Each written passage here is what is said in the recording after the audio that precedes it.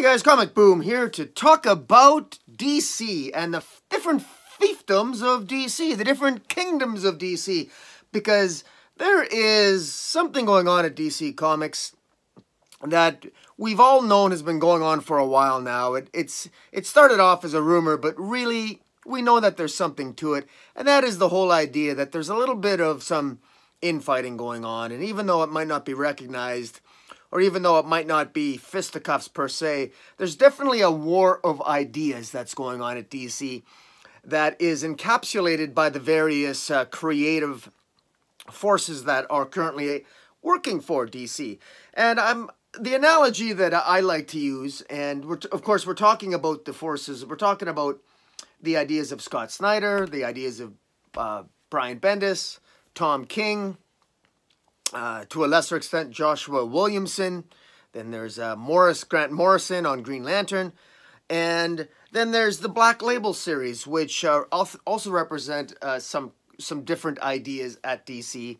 And then there's the whole different editorial approach that DC seems to be taking as a fallout from their disastrous year in 2018, which flowed into 2019, where it became very clear that the current output of DC in terms of their current present-day storytelling isn't really selling a lot of trades.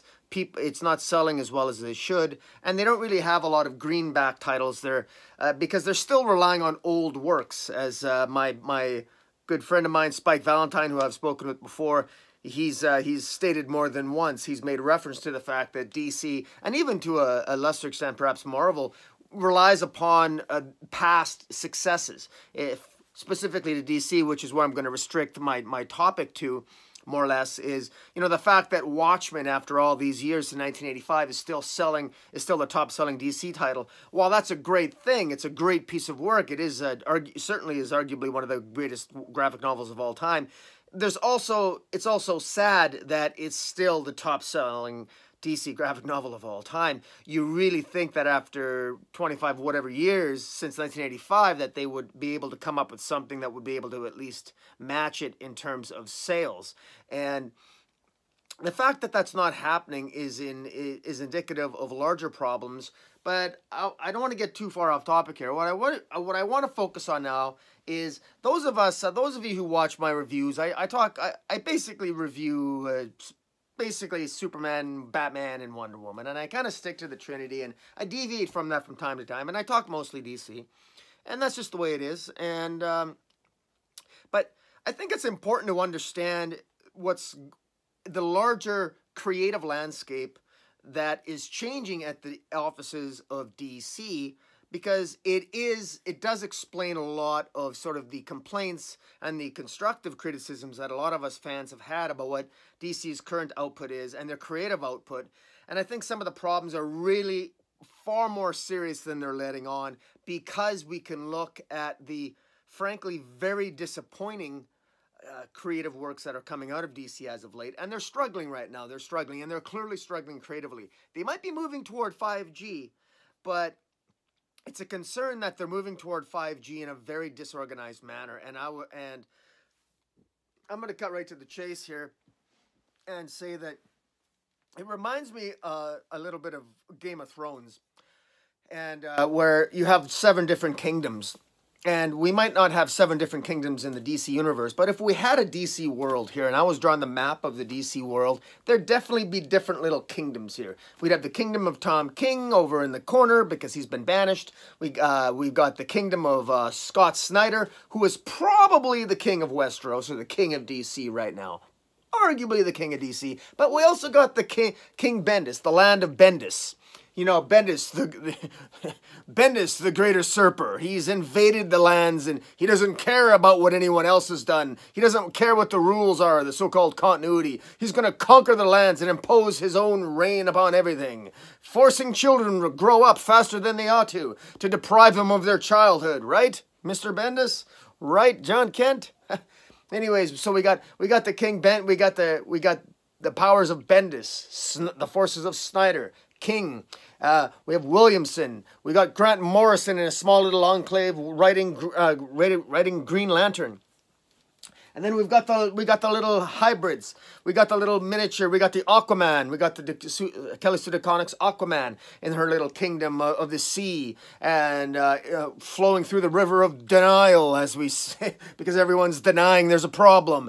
And then we have then we got Hawkman. We got Venditti's Hawkman, which is really exciting, and but he's in his own little world too, and he goes wherever he wants, and he reincarnates wherever he wants, and no one's, he's sort of like the sorcery and the magic and the crazy part of the lands. And so in the midst of all this, all of that, now we know that Game of Thrones makes for great drama. So in theory, even with all these these powerful forces, these powerful would-be kings, there's definitely room for drama there, and there's definitely drama.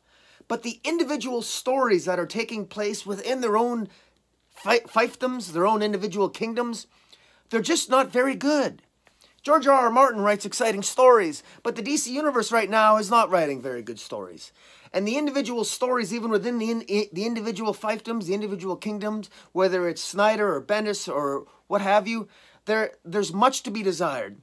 And unfortunately, when we do get a good story, if we get a Venditti Hawkman in the corner that's really good, or we get or his Freedom Fighters, which is exciting, or we'll get the early part of Snyder's Justice League run is really good. But then it'll end with 39 with the bad guys winning. And then we got Bendis, who upsets everything. Bendis, who invades other lands and steals. I think Bendis has stolen a lot of Snyder's territory here and perverted it. I mean, recently we had Brian Bendis, take the Legion of Doom and put them in Action Comics 1019, which is impossible if you look at it in terms of continuity, because in fact all the members of the Legion of Doom are supposed to be essentially in tubes and feeding the energies of Perpetua in her eventual defeat of the Justice League. But no, suddenly there's time has been warped and twisted because Bendis insists that he wants the Legion of Doom to come to prop up one of his lieutenants, his Leviathan, who nobody ever really has heard about, and everyone thinks he's a joke. In the land of DC, Leviathan is known as the Joke. Leviathan the Joke. Well, that upsets King Bendis, because King Bendis wants his top lieutenant, Leviathan. Leviathan's not a jester. Why does everybody think my top lieutenant, Leviathan, is a joke? Even though he's well, of course, everyone tries to tell King Bendis, well, he's defeated by the lowly Batgirl.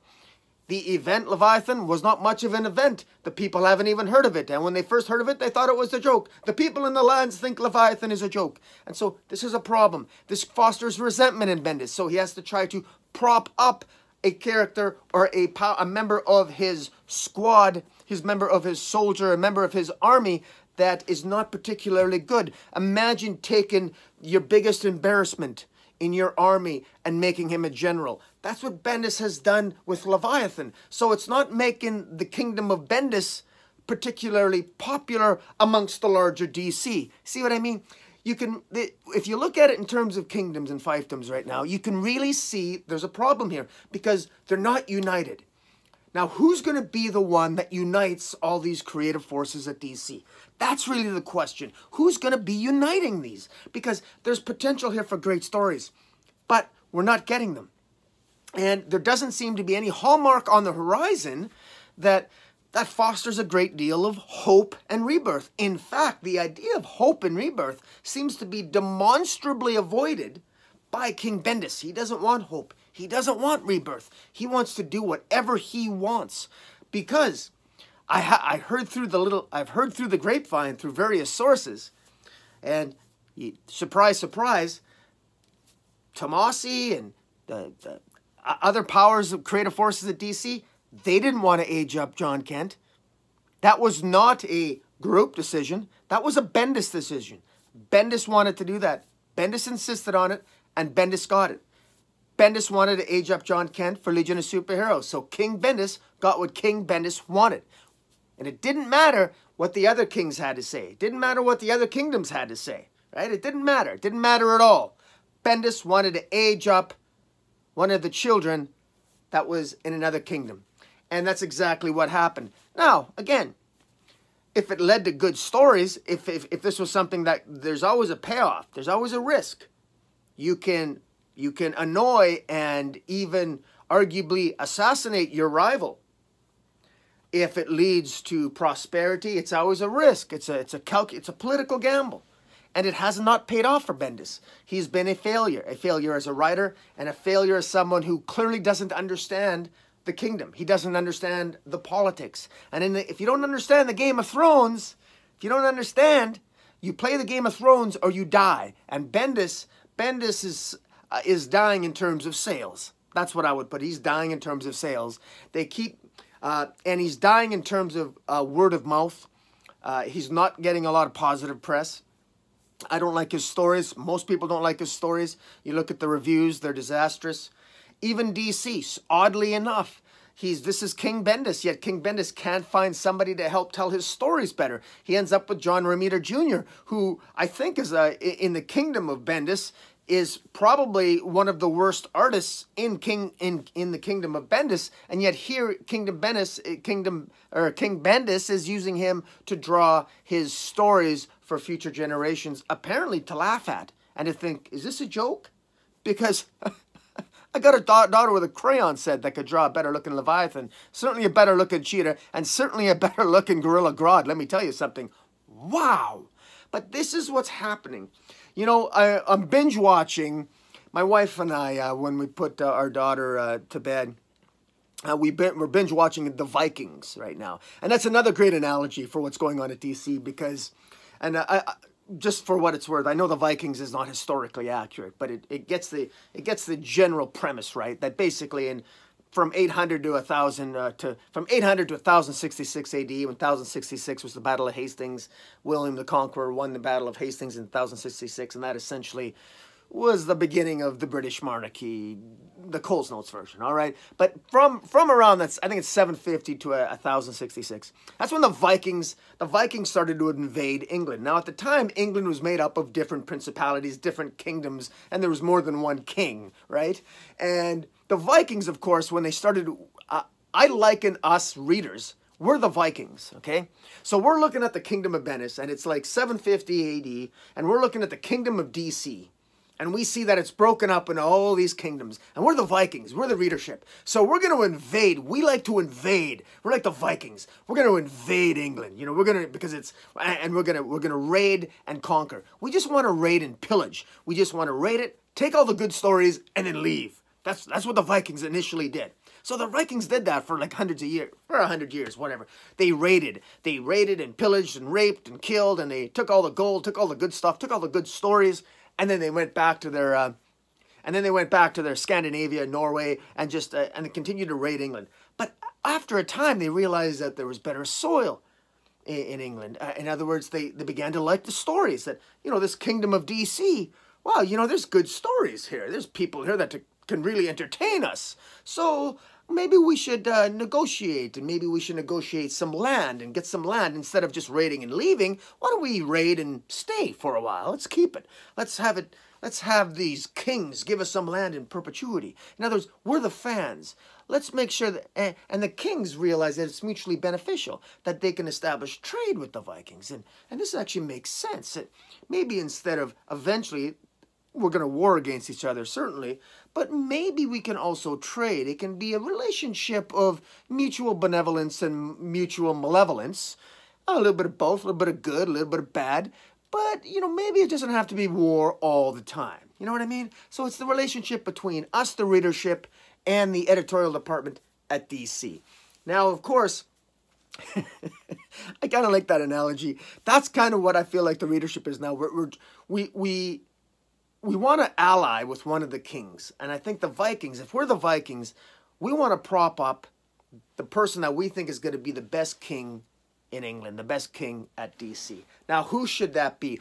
As Vikings, as the readership, who should we prop up? If we're going to ally ourselves with someone to tell and to make us, to give us the most powerful stories, who should it be? Should it be Jeff Johns? Should we sneak Jeff Johns back into the kingdom of DC because he's clearly just there on a small little inlet? It's like he's being held prison. He's held prisoner in the Tower of London. That's ahead of the Vikings, but you get my point. And it's like he's writing Shazam stories, you know, and and instead of the Rock of Eternity, he's in the Tower of London. Should we snuggle Jeff Johns in? But Jeff Johns his heart doesn't seem to be in it anymore. He's doing something else. He doesn't want to tell stories. He wants to go somewhere else and tell different stories. And so, what do you do? So now, but now we have Black Label. So maybe we should we kill everything? Should we wipe the floor? Should we destroy the kingdom of Snyder, the kingdom of Bendis, and destroy the kingdom of Williamson? And just start over. I mean, maybe we Vikings can tell better stories because they're not entertaining us. And what do you do if I'm raiding your land and you got nothing good to give me? Why don't I just kill you? Metaphorically speaking, I'm using the example. But maybe it's better to just wipe the floor. But here we have the kingdom of DC, and these four kings seemingly, we're told, are going to unite. Well, they're going to unite under something called 5G. 5G. They're going to have this massive conference between all these kings. And what's going to result from this conference of kings at DC is that we're going to get 5G. And it's going to tell the story of all our generations. All the stories. So we Vikings, we readers, we will be satisfied because no matter what kind of story we want, we're going to get the story we need. Problem, of course, is what is 5G? And the problem is we're watching these kings. We're watching King Bendis, King Snyder, King, King Tom King, Joshua Williamson, The Black Label, Flash Forward, Aquaman, Hawkman with Venditti, Flash Forward with Lobdell, The Terrifics with Lemire, or now the Terrifics has Humphreys, or Dial H for Heroes, the Humphreys, the Wonder Comics. We got Wonder Comics with Dial H for Hero, and we got Wonder Twins with can't remember his name. Any Event. We've got all these little potential leaders, and all this is going to be organized under 5G. Is this going to work? I don't know. Early signs are it looks like a disaster. It looks like a disaster. The Justice League's gone nowhere. We got 39 issues with a terrible ending. We got 39 issues with the Justice League being defeated, being hid by the Quintessence. We got Perpetua seemingly having disappeared or powering up Lex Luthor to battle against the Batman Who Laughs in Hell Arisen. So Lex Luthor and the Batman Who Laughs, they've got a little battle going on in their kingdom of Hell Arisen. And we've got the Infected, the Secret Six, the Infected of Shazam, Supergirl, Hawkman, Commissioner Gordon, Donna Troy, Blue Beetle. They're all infected, and other heroes of the DC universe might be infected as well. And if they're infected, they're going to explore their darker side. And we have this multiverse, and on the flip side of the multiverse is the dark multiverse, and that dark multiverse is, I believe, I know that's where the Batman Who Laughs comes from. But the problem is that the Batman Who Laughs Dark Multiverse conflicts with the one in Flash Forward, because the rules of the Dark Multiverse are different for Flash Forward than they appear to be as described by the Batman Who Laughs. So I'm wondering, in the DC multiverse, while we got these different creative forces of Snyder and King and Bendis and Williamson battling for how this should all be defined, and Morrison, as we have that going on, we also got the same creative battles going on for the dark side of the multiverse. Should we believe Lobdell about what the dark multiverse actually is, that the dark multiverse is where all the worlds go that are rejected, that when the darker desires of heroes or characters are fully embraced, it creates a dark world, just like Wally West's darker self created a world in the dark multiverse where his children were resurrected and Linda and his children ended up on, and the only way to destroy it is to kill his own children. That's where Flash Forward is leading. Is that the dark multiverse? Or is the dark multiverse originally like Scott Snyder had defined it in the Pages of Metal? Is the dark and the way Scott Snyder defined the dark multiverse in the Pages of Metal is that it's just a flip side. That it wasn't really the result of the darker aspects of us so much as it's just a darker evil side. It's where darkness reigns, and you just have you just have a darker universe, a darker multiverse. That's really it. A darker multiverse with a whole range of infinite possibilities, the same as in our multiverse, just darker. And this happens to be one person on there, one Batman, who became the Batman Who Laughs, and he's infected our universe through nth metal and through other kinds of metal. There were 7 to 9 different types of metal, if you recall, and they utilized Batman to basically infect the multiverse, and that's what happened. And there were some rules that were set up there, but Scott Snyder, King Snyder, has abandoned the rules that he created, and we don't really know what he's done with that. He's abandoned the rules he's created, or if he hasn't, he's ignored them, and we thought we were going to get new rules, a new history of the crisis. We had the crisis on Infinite Earths, where we had 52, we had a multiverse of worlds, which eventually became, at the end of Final Crisis, an orrery of worlds, of 52 worlds within it. And it was explainable, and we could understand it, and it made sense. And Grant Morrison added, through through Multiversity, we had the multiverse map, we had the multiversal map, the DC multiverse map, which explained the bleed and all the 52 worlds, and generally what they were. And we had heaven, and we had sort of a hell, and we had New Genesis, and we had Apocalypse, and everything made kind of sense. But now it doesn't. Scott Snyder threw all that out the window, and we had the destruction of the Source Wall, which is also on the multiverse map. And Perpetua, the Source Wall breaks down. Perpetua comes into the multiverse, along with the Upside Down Man, to influence and try to destroy all magic, and while Perpetua tries to unite all the 7 deadly forces, only 3 or 4 of which we really kind of understand, and there's 3 that we've heard about, but we don't know what they do, and she's defeated the Justice League. And so we've got darkness that has overrun the multiverse. So we've already got Perpetua, who has defeated the forces of the Justice League. So she's created darkness on the mainstream multiverse, and we've got the dark multiverse on the flip side anyway. But yet, to add to the confusion, Perpetua herself has stated that the multiverse, the dark multiverse, is actually a different kind of darkness that she's not accustomed to, and it's potentially more powerful than she is. So we have got that as well, and for some reason Perpetua is fearful of the Batman Who Laughs in ways that is not yet explained. So in the midst of all this, we don't know where any of this is going. This is chaos and confusion. But apparently this is all leading to Metal 2, which Scott Snyder says is a more spiritual exploration of the concept of the dark multiverse, and that the primary character in Metal 2 will be Wonder Woman. And you see that image of Wonder Woman in all the advertisements, with Wonder Woman holding sort of, I guess it's a chainsaw. You know, she's got a different headband, or a head ornament, and I don't think it looks very good myself, but it looks, dare I say, it looks typical, it looks sort of typical Greg Capullo, and that's not an insult, because, I mean, Greg Capullo is a wonderfully creative artist. It just doesn't really fit for Wonder Woman, but I'll tell you this, if anybody needs to have a more different interpretations and different creative, a creative boost, it's Wonder Woman. So I'm looking forward to what King Snyder has to do with Wonder Woman in the context of Metal 2. But what we really need, we need an ending. We need an ending, because we haven't got an ending for anything that King Bendis has done, for anything that King Snyder has done. We've got no endings. Bendis doesn't know what he's doing. He doesn't respect continuity, and he never will. We know that. We know that. Bendis has repeatedly shown us who he really is at Marvel, and he's doing it at DC, and he's destroying the landscape at DC for the mainstream universe. That's clear.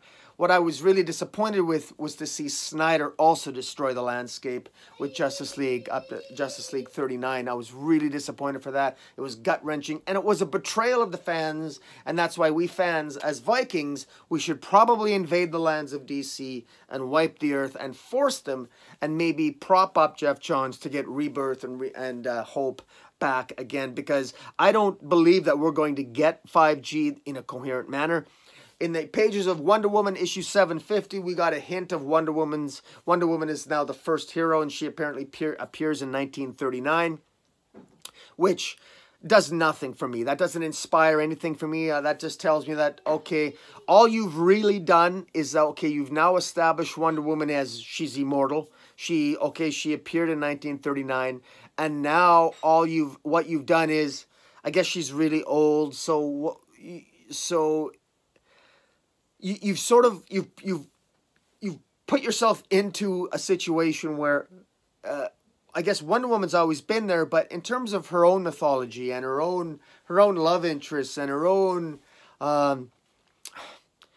it's workable, but at the same time, there's always there's something that's greatly appealable to what Marvel's done, where they have one main continuity and all the mainstream heroes, and they age with us and they continue to move forward with us. And there's that moving timeline. A moving timeline is superior, because with DC going with the 5G and there, as if the characters are going to actually age with us, and it's going to be static, and you're going to have a 1985 Earth 1985, and you're going to have Earth this and Earth that, I think that's going to. You can always have that in the multiverse anyway. We've got hyper time in the DC universe. You can have that in hyper time. You can have Elseworlds tales, which tell those tales from the past. To actually incorporate that into a 5G timeline, I think, is a big mistake, and it throws the kingdom into disarray. And if the kingdom goes into disarray, nobody's going to want to visit the kingdom. People are going to stay away from the kingdom, and they're going to go, and they're going to, like, I personally, I just want to go to another part. I want to go to another island, the island of Jeff Johns, and just stay there for the rest of my life and just relax. You know, because really, I think the consequence of staying in a kingdom where the 5G timeline, where continuity is constantly being changed. That's my daughter. Audrey, try not to do that. Audrey, don't make so much noise, honey. Okay.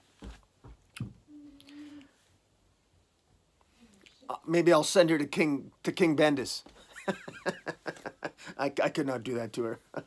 She would, although she would cause chaos. she'd be like the harbinger of doom on King Bendis, you know. If he doesn't respect continuity, I'll send you someone who doesn't respect continuity. I tell you what, because my daughter does not respect continuity in my household. That I guarantee you. She doesn't care what's come before or who's coming. She's gonna do what she wants. That's actually good. That's a good analogy. Bendis is like a child. He does whatever he wants. Anyways, guys, this is also an exciting time, okay? Could I be wrong? Could 5G end up being spectacular? It could. Why do I think it's going to be a disaster? It's because I see no indication that they are moving toward anything in an organized manner. I hear through numerous sources that things are not good behind the scenes, that people are not getting along behind the scenes. And I know it's rumor and I know it's gossip, so yeah, take it for what it's worth. But it's never been quite this disheartening before. And I have to say that the signs, I can't tell you how heartbreaking it was to read Justice League 39, just how awful that ending was. And you know, at the end of Justice League 39, when all those Justice Leaguers were running into the light, I actually felt they were running toward their death, because it's like they're dead and they're embracing the light. I don't hold up a lot of hope. I don't trust Snyder to end. I don't think Metal 2 is going to have an ending. Metal 1 didn't end. It didn't have an ending. His Justice League 39 issues never had an ending. Is the only way to get an ending to fire him? I mean, this is what I wonder. Same with Bendis. Is the only way to get Bendis to wrap things up, to move towards something, is to fire him? The best story Bendis wrote in the last 10 years was his Defenders run. It was 10 issues and he had to end it. Why? Because he was leaving Marvel.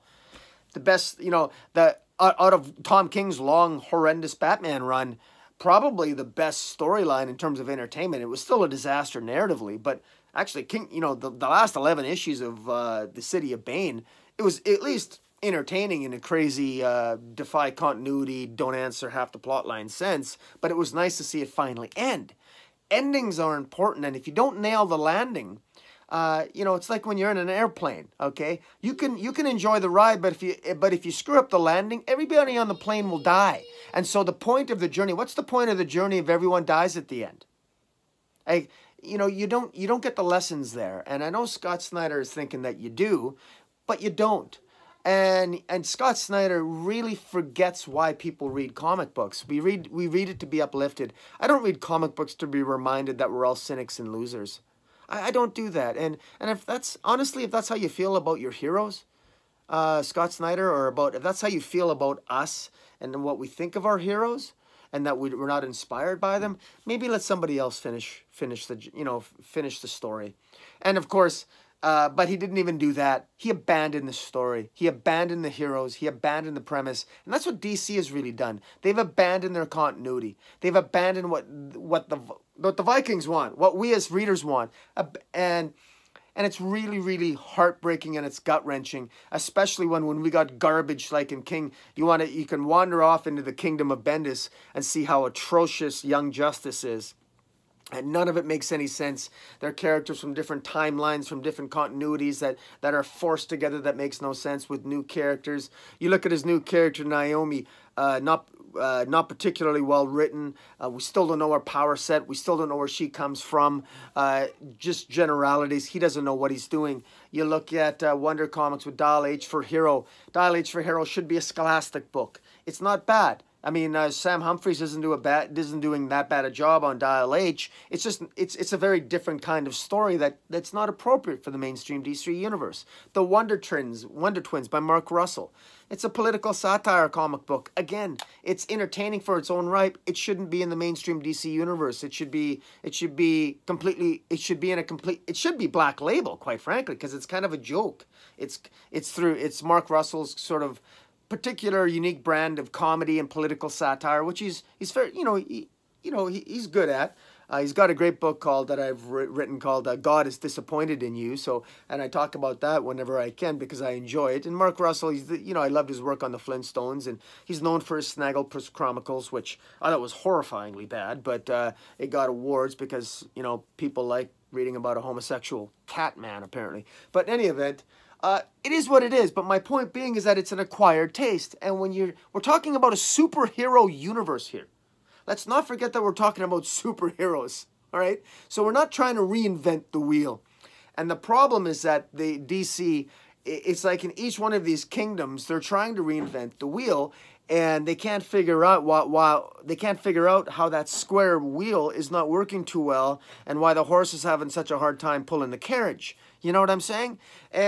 But in any event, that's why we Vikings, we might have to invade, we might have to do more, we might have to create more chaos here. And it's as simple as that. Dark Knight Nation, who I went to New York City Comic-Con with, I haven't done a podcast story, I haven't done a live stream with him in a while, but he scolds me more than once about, stop buying comics you don't like, because, I said, you gotta vote with your dollar. And and that's a valid point to make. And he says that even though I'm a completionist and I'm sort of addicted to it. But I mean, that is definitely a good point that, hey, look, if you don't like something, don't collect it. And the problem, though, and the frustrating aspect of it is that I don't think that, given the horrendous ending of Justice League 39, for example, I don't think Scott Snyder, I don't think I should reward Scott Snyder by buying Metal 2. I really don't. The problem is that Metal 2 is undoubtedly going to lead into 5G.